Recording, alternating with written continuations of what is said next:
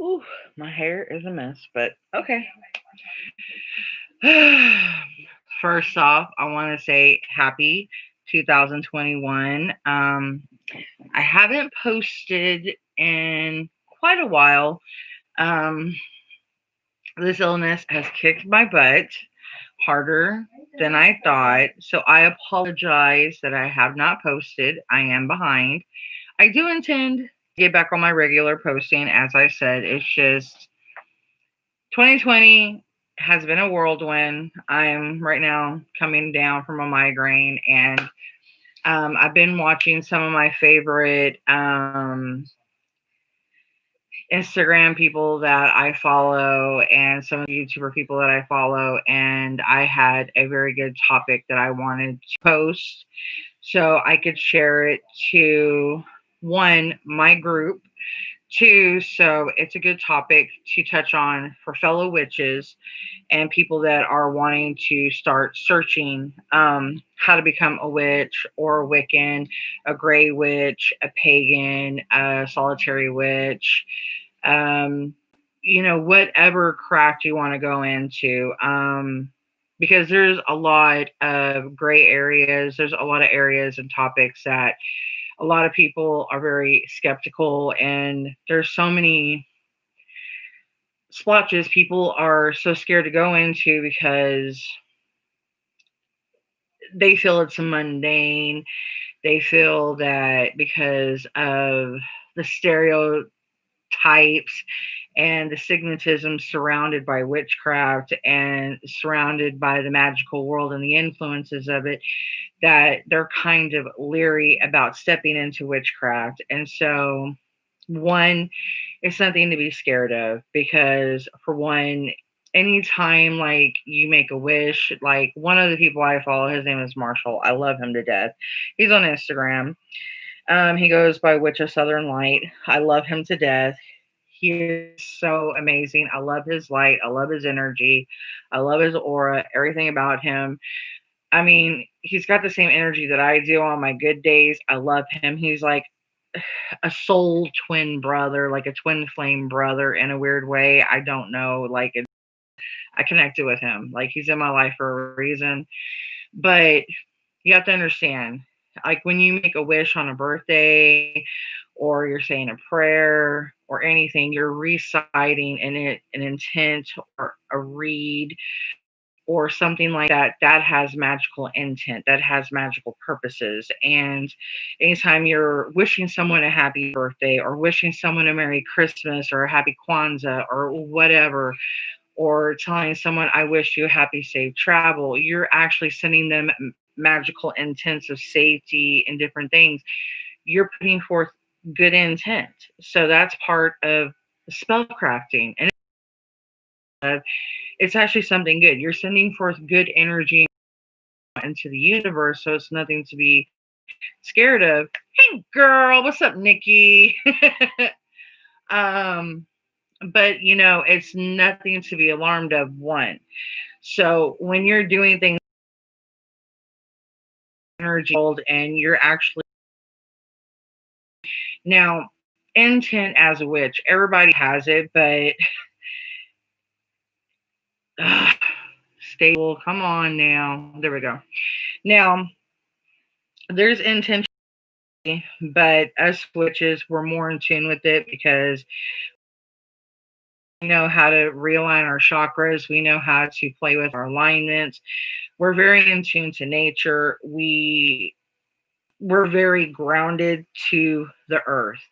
So we, for one, it's like we have more abilities with our intent. We're given more, and people are going to say, well, why is that?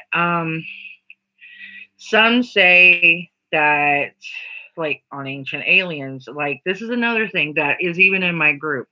I have major discussions like ancient gods and goddesses. You can call them gods, goddesses, aliens, whatever you want to convey them as what your belief may feel that they are, aliens, demons. Um, I don't, the only time that comes to a nasty argument that I have to step away from is, oh, my God's more stronger than yours because he's number one and blah, blah, blah, blah, blah, blah. Okay, I have to step away from this, and I'm not going to get into that relevant argument right now. You guys have to understand that the Bible is actually a very powerful spell book. And I could prove that it's a spell book, but that would be a whole nother topic on another thread line that I'm doing. This is about witchcraft, covens, being a solitary witch, and different things. So, I've seen a lot of people requesting to be in covens. Now, this is one thing I'm going to tell baby witches, I'm going to tell beginner witches, I'm even going to tell seasoned. You do not have to be in a coven to have community. One, I, for one, have a very large community that we have a very large community that, like my mom and me, we have a what we call a family coven that we have, like my best friend, she's part of our coven, that she's like my sister. And it's not really a coven, but we do solitary work, but we also work together. But it's like a blood lineage kind of thing, like what we do. But it's not that we have to do it because covens are strict. You have your main alpha in a coven. You have to do what that main alpha tells you 9 times out of 10.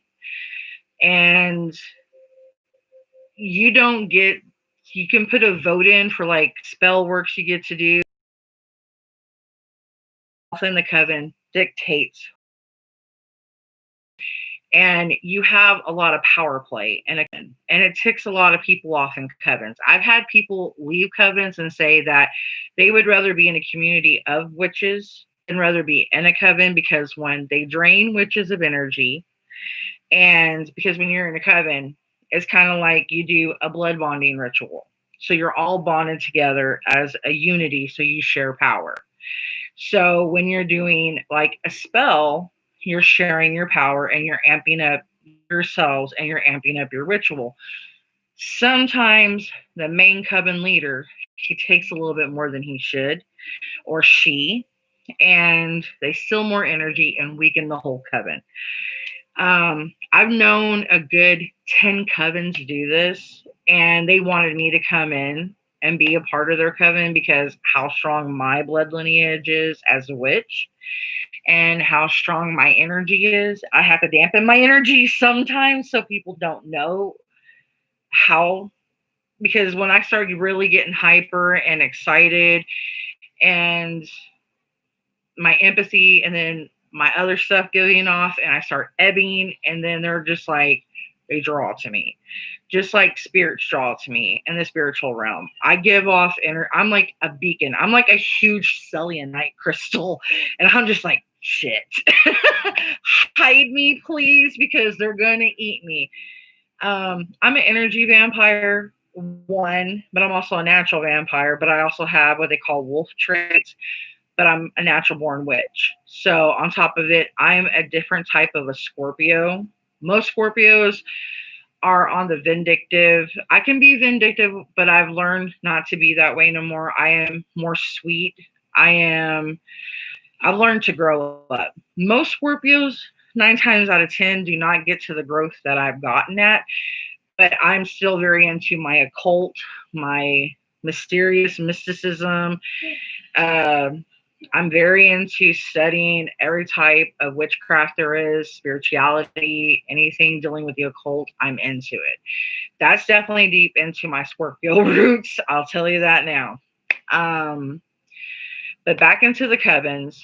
Covens 9 times out of 10. Unless it's a family coven, I would say, and a lot of covens will probably get mad at me. I'm cool with some covens. Don't get me wrong. There's a lot of covens I like. There's a lot of covens in the UK. I love the UK covens. Those are hard to get into because you have to understand the UK covens, they are very strict who they let into. My mom was off. Hey, baby. My mom was offered like a tenured at one of the UK schools to be a witch teacher, not like a Harry Potter thing. It was an actual real witch school that my mom got offered to be a teacher at an actual witch school. And to get invited to be a part of their kind of covens, their kind of schools, that them, they're the legit ones. They are the ones that will not power struggle you. If you guys suggest to do a spell with them, they'll take your suggestion. They'll actually like segregate, they'll take turns on spells. But to get a part of a UK coven, you literally have to live in the UK. You have to have the right type of, attitude to be in there. You can't be smug.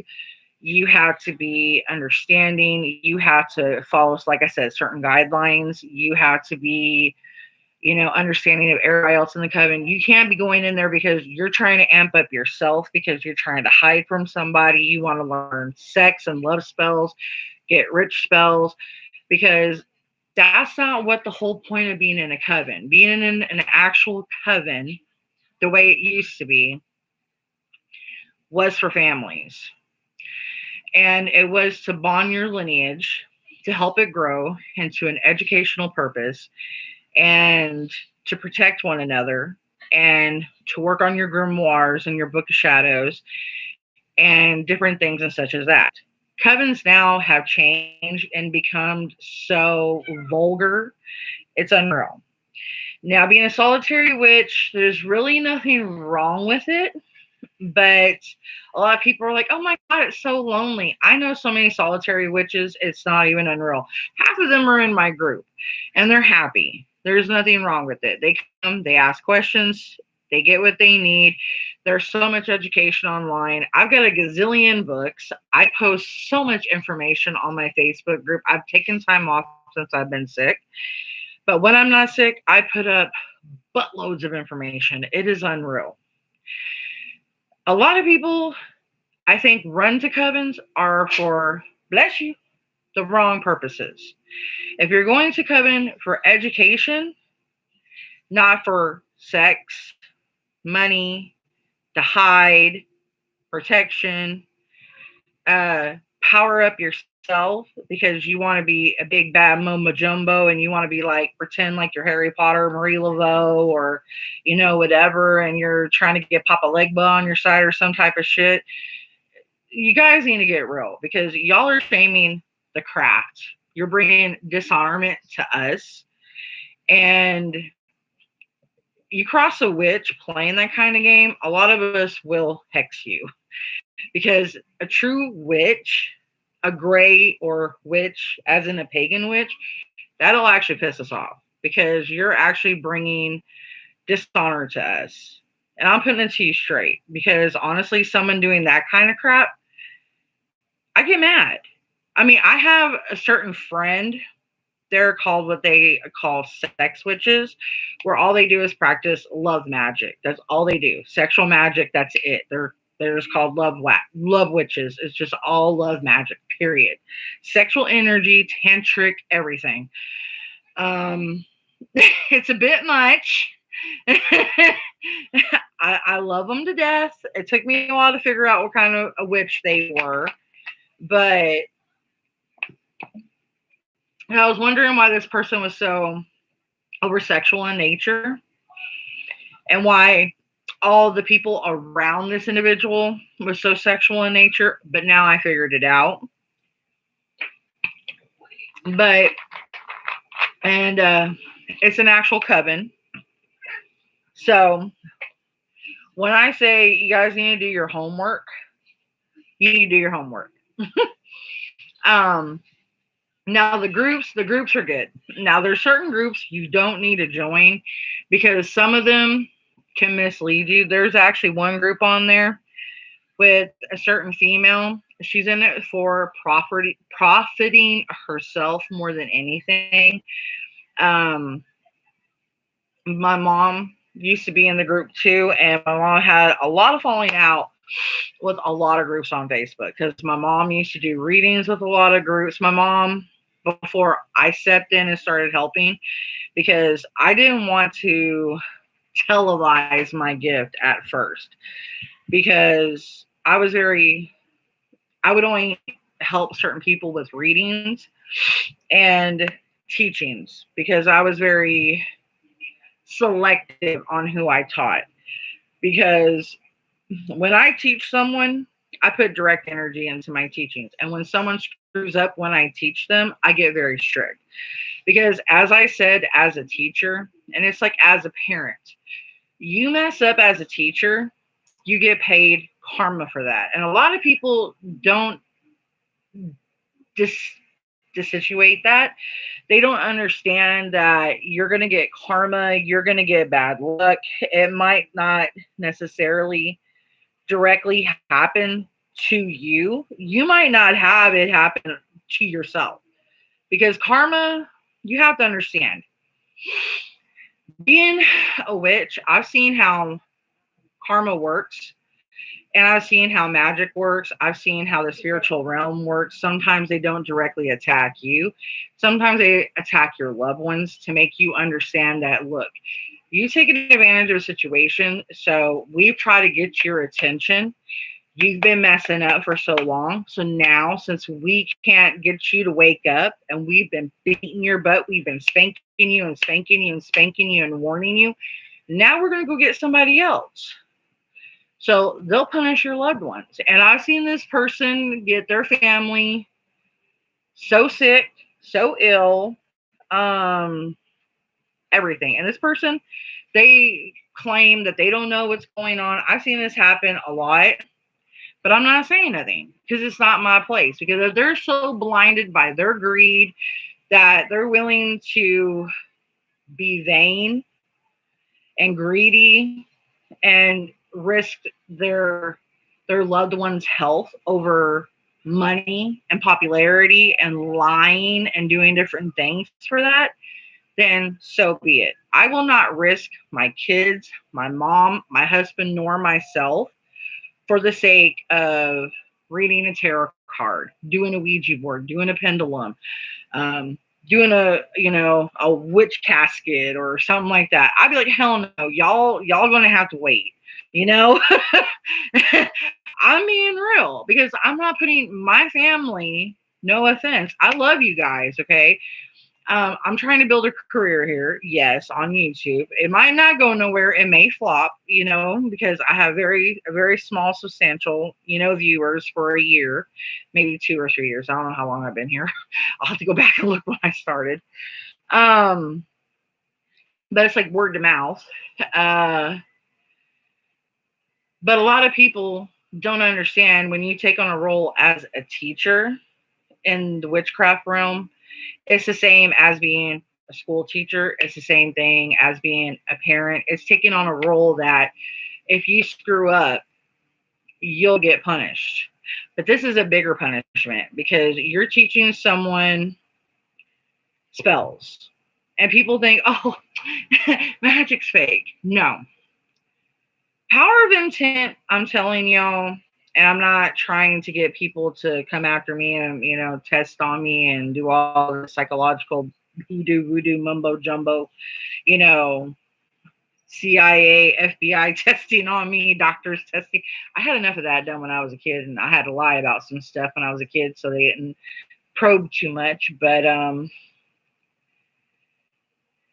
when you learn how to start working on locking your third eye, and then you start working with your intent, and then like the herbs, they work on powering up your intent. You don't necessarily, if you have the gift, you don't need all that. That's just an extra additive to work with you to help power up yourself and to power up what you're putting out into the universe. So it's not a necessity if you have a strong ability. It just helps. Other people that say they're witches and then they're trying to do spell work and it doesn't work, it's because they haven't worked with their intent. They don't know what they're doing. They haven't been properly taught. They have not, one, done their research. So they're not even baby witches. They're role playing this. They're trying it on because it's a trend. It's cute. Just like goth, emo, cyberpunk, the goth rockers and all this other trendy stuff. Like now it's the TikTokers and all this. But, witchcraft is still pretty trendy. So, it gets kind of crazy thinking about it still. But anyway, um, but going into witchcraft next, there is different parts of witchcraft, just like in religion. And that's because people were scared about witchcraft because they thought, well, if I claim to be a witch, then I'm a devil worshiper. Wrong. Being a witch, I'm going to tell you this as humbly and honestly and bluntly as I can. It means you practice. It's like being a gray witch. It's you practice both light and dark because nature is both light and dark. You have to understand that we're not created to be perfect. That's why we don't go and be religious because in a religious world, we couldn't be perfect. We couldn't follow their guidelines. We couldn't, even if we tried. Um, we face judgment and they're hypocritical. And in witchcraft, it's like you hex a child rapist and then you go out and then you do good. You do a lot of good after you hex him. That's paying it forward and balance. Another good example, someone's trying to hurt you, you fight back and then you go pay it forward. That's being balanced. That's the whole point of being a witch. Being Wiccan is harming none. That's pretty much someone doing all the wrong that they possibly can to you and you're turning the other cheek. That is Wiccan. Even though they say take, harm none but take no bull. I've never known a Wiccan to ever want to pick up a hex or to pick up a curse or to pick up anything that's harsh or to do kind of like a rubber band spell or a souring spell. Hey, Dio. Because I've known quite a few Wiccans and I've asked them if they would ever do a souring spell or if they would do like a rubber band knot spell or even though they would do a binding spell. A binding spell I would not classify, you know, nothing. I mean, if any of y'all seen The Craft, you know what a binding spell is, but what you would do is you would either get a picture of someone that you want to bind or an article piece of theirs, clothing, hair, and then you would get a ribbon or you could get twine and you would rope it around them and you would say I bind this person from harming them and harming others and harming themselves, and you would do it constantly, and then you could either bury it, burn it, um but I would actually put wax on it. I would sometimes put it in a sweetening jar. I would actually put it with coffin nails. I would actually temp mine up like about 50,000 degrees because I would actually turn mine into a hex.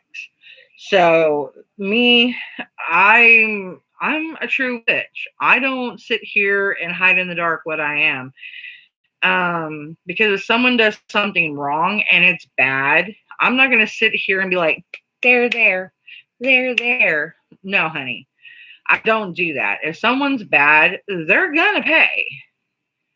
And people are like, what gives you that right? Well, what gives a church a right to stand up and announce to the whole entire church this person sins and have everybody in the church judging this person, like casting stones at a person, but the whole entire church is with, they're definitely not without sin.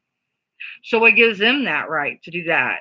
That is the same justification because that person is going to get ridiculed, they're going to get judged, they're going to get probably tires slashed. They're probably going to get spoiled food served to them when they shop at the grocery market where people from the church work at. So it's the same thing. It's the same rule that applies.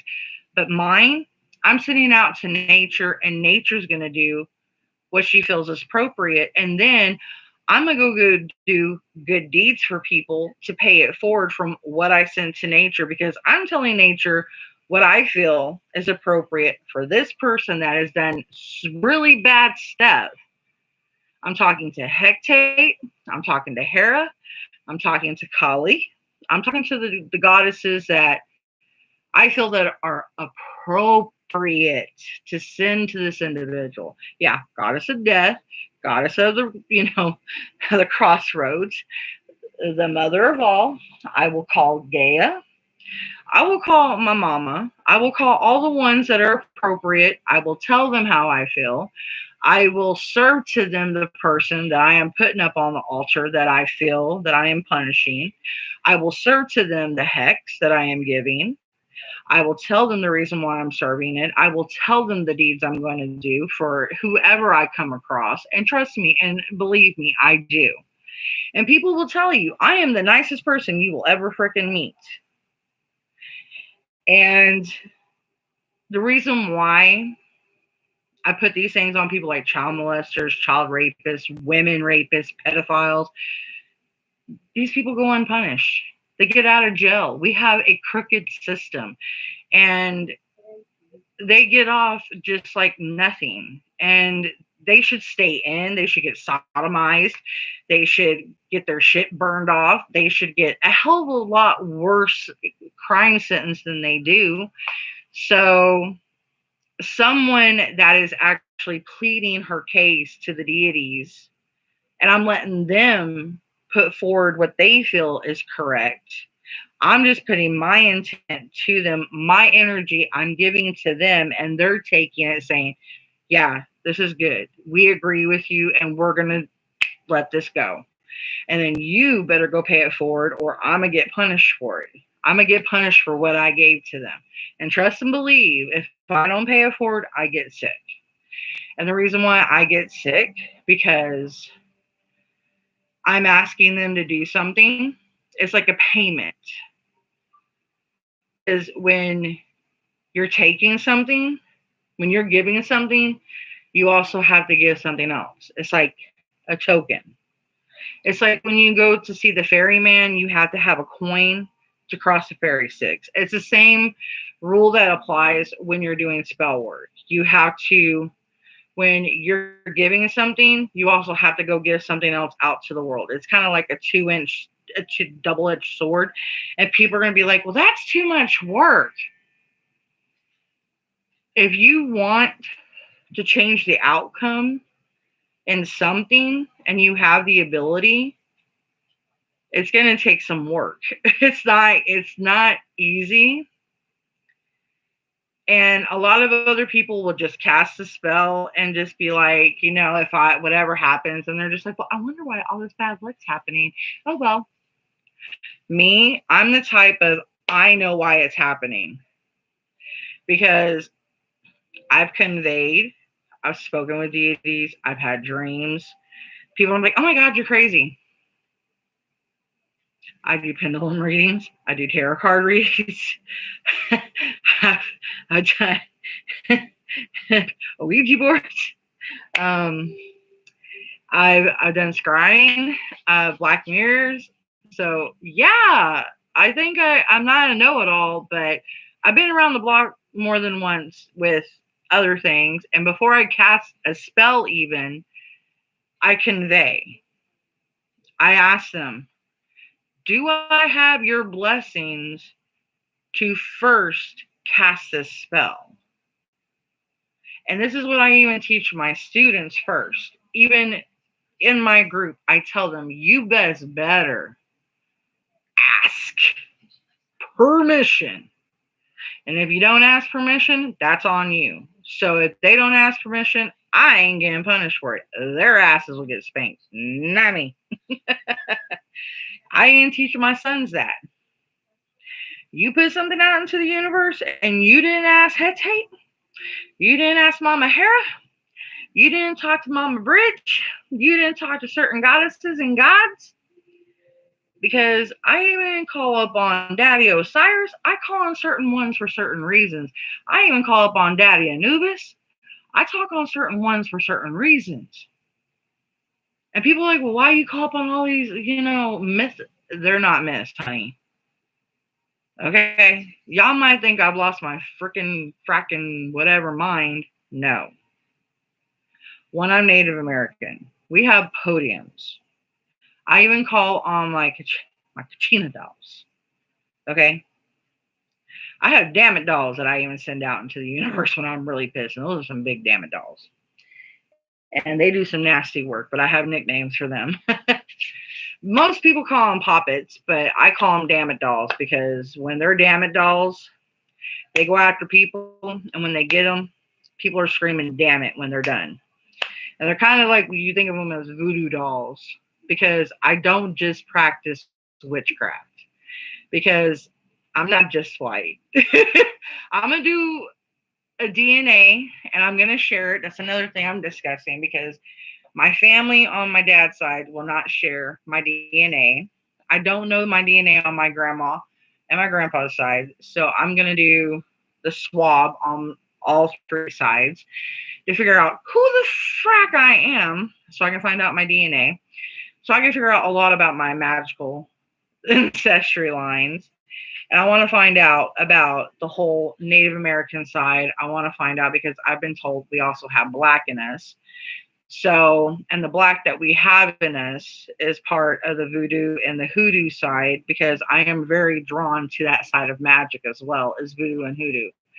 I have done throwing bones and crossings and a lot of things. I've always been drawn to Marie Laveau. I've been drawn to New Orleans. Certain things I'm very drawn to. So it's certain magics I'm drawn to, like Santeria, or better yet, Santeria. There's certain things I'm drawn to for reasons. It could be past lives. It could, this life, I know that the hoodoo and the voodoo is in this life too, because sadly enough, my grandma's side of the family did have slaves, which from her side of the family has been told to have black relatives.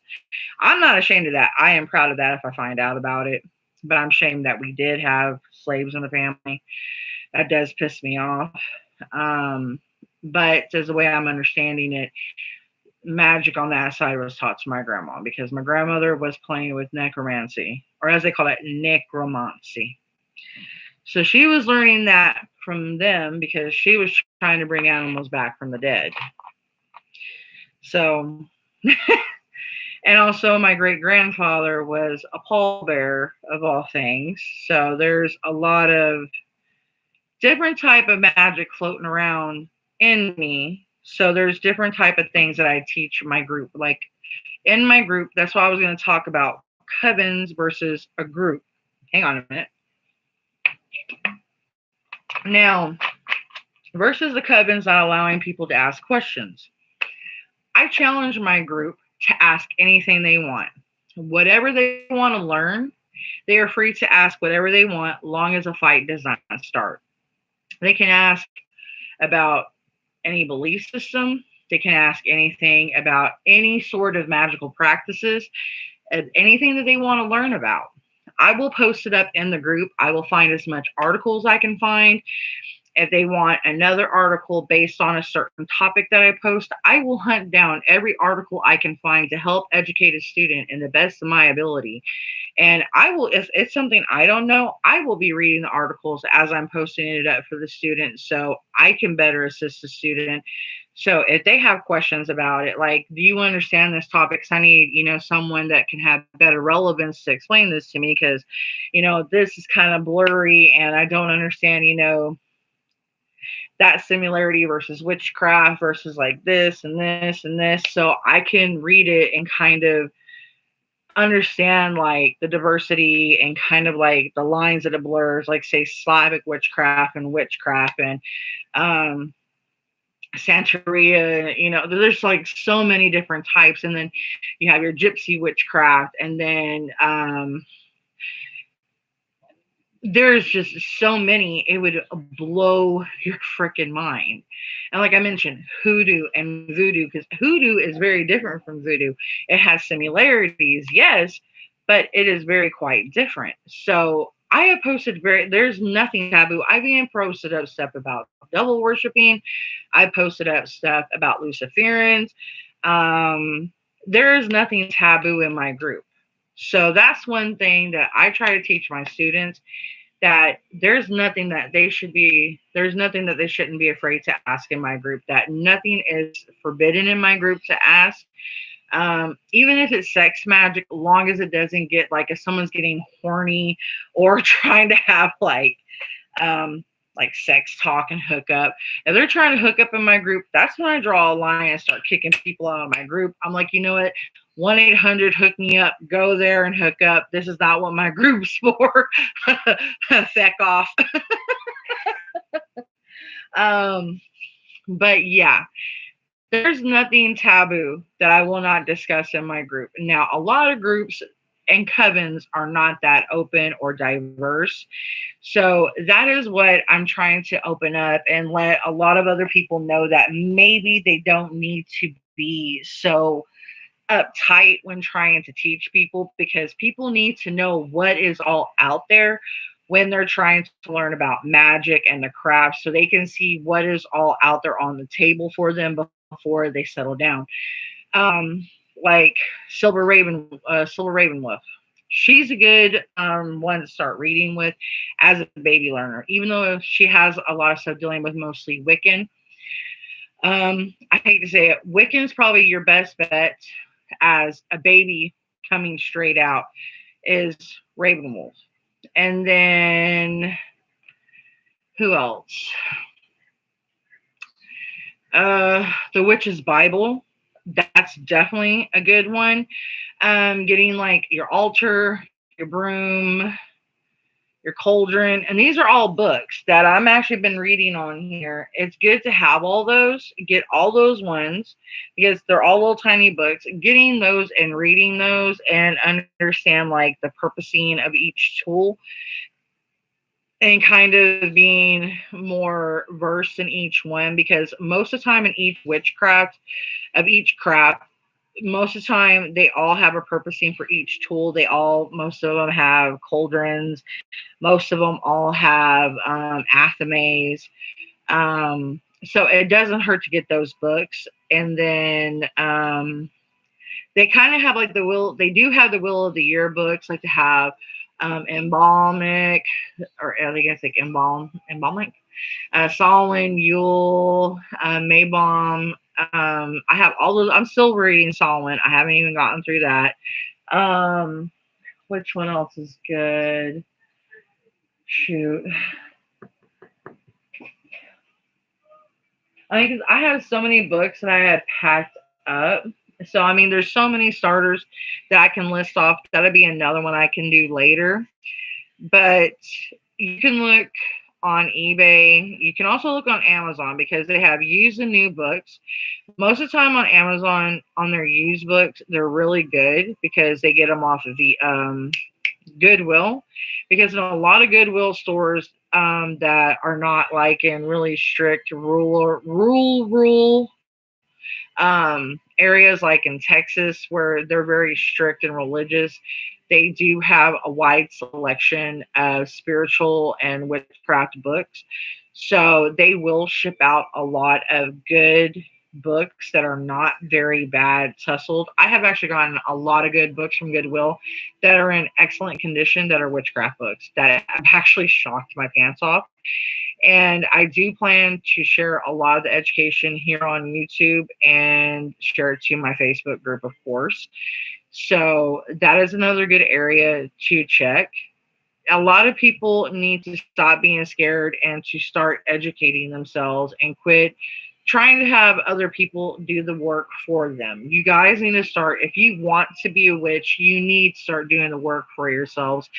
And not to be rude, but I'm going to be blunt. Quit being lazy. You guys need to put the work in for yourselves if you want the payoff, you need to do the work. You need to put the effort in to enjoy the benefits of the craft, because it is actually enjoyable. Sometimes it's very relaxing to play with, the apothecary when you're playing with your herbs, when you're playing with a lot of your oils. Like when I get a lot of stuff from like my witch's moon, like when I get my herbs, a lot of my oils from them, like when I get my Book of Shadows stuff and I'm, putting a lot of it up, I'm done doing my videos, I sit there and start smelling the herbs.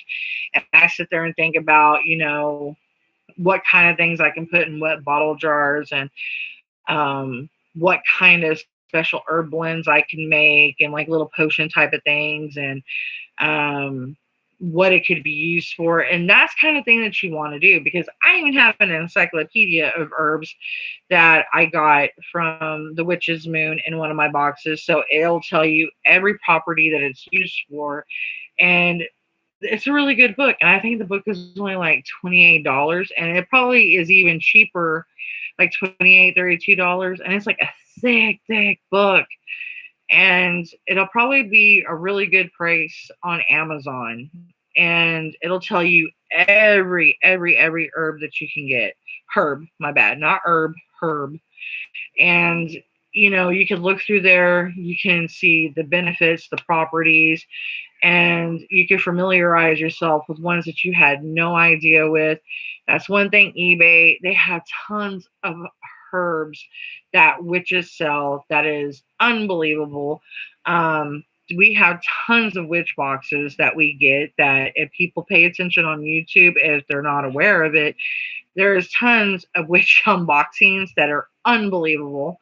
Like the Witch's Moon, Witch Casket. I do want to get with Wolf in Time. Um, what other one? Sacred Space. I want to get that one. I mean, there's so many beautiful boxes I've seen. Bumblebee, I want to get hers. I mean, there are so many amazing boxes, and the botanicals they have. I mean, the oils that they have, the salts that they have. I mean, so many different things that you can add into your craft and your space. The crystals, oh my God, the stones. It's like candy for a witch. And people don't understand, like us using these things, like touching a stone, it's grounding work with us, and the properties that come from it, it comes from the earth. And each stone does have a certain healing property.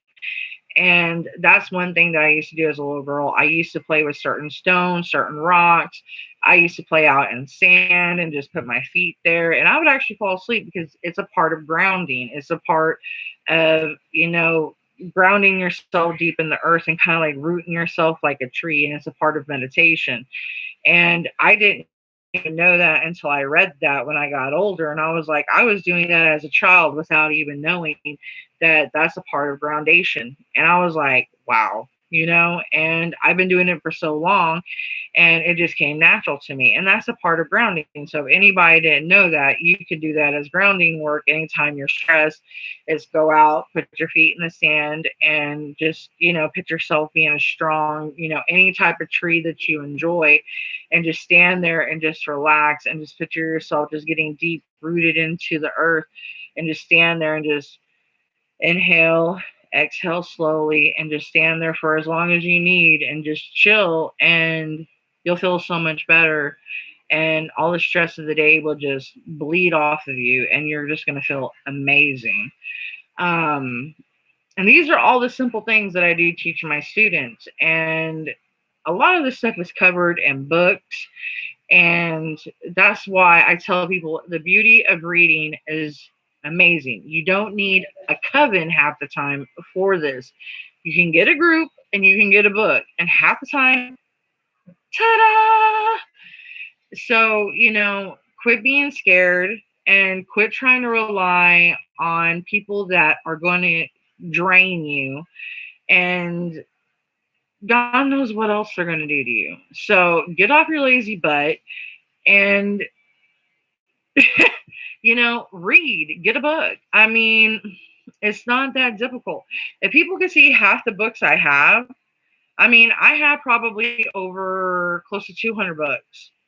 And I love my book collection. I mean, I literally want a library like Beauty and the Beast if I could seriously have it. That's always been my dream, to have a library like Beauty and the Beast.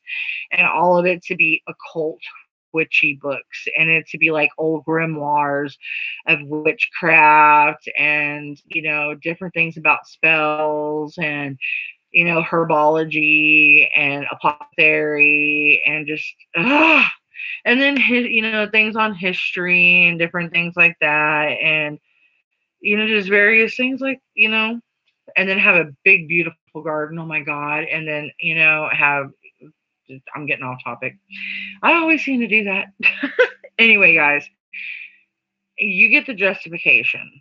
And that's what I'm just trying to teach everybody is, do your math, do your homework, and you don't have to think that being a solitary witch means that you're gonna be alone in your witchcraft. You're gonna, not have nobody while you're experiencing your craft. That doesn't mean that. It just means that no one's going to take advantage of you. That means that you're going to have solidarity in your craft, and that anytime that you have a question, you can go to others. You can still be in a community of witches without being in a coven. And that is probably a lot of witches' best bets, because a lot of covens are non existent anymore. Because a lot of witches have gotten tired of it because it's a power struggle, as I said earlier in the video, because too bossy, people are too rude, and especially dealing with COVID and dealing with how people behave, mannerisms, and everything else, people just can't get along. And being in a community is so much easier, especially with someone like myself and my mom.